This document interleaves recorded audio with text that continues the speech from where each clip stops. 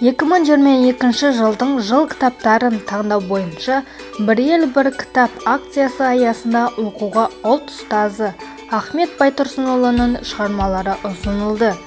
Жалпы ел болып Ахмет Байтұрсынұлының 150 жылдық мерейтойын мерекелеуге бірталай іс-шаралар өткізілуде. Арнайы облыстық кітапхана қабырғасында ақпараттық сағат ұйымдастырылды.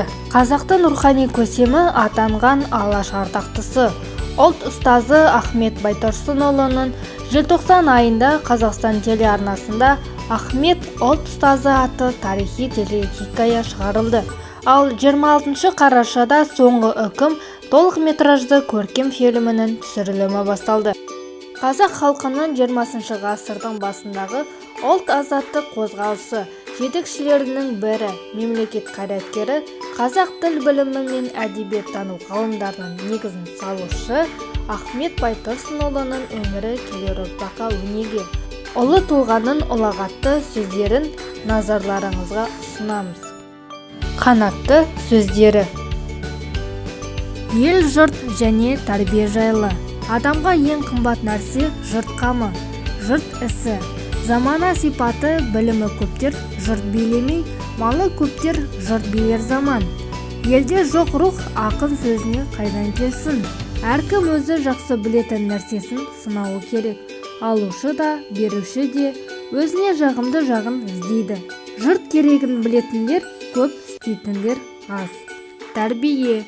Балам деген жұрт болмаса, жұртым дейтін бала қайдан шықсын.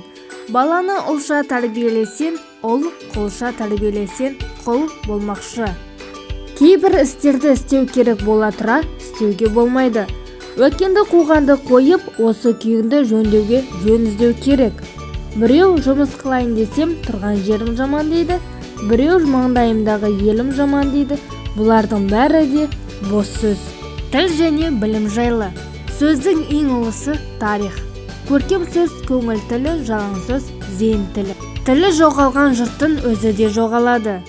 Мақал тәжірибеден шыққан ақиқат түрінде айтылатын сөз. Білім туралы.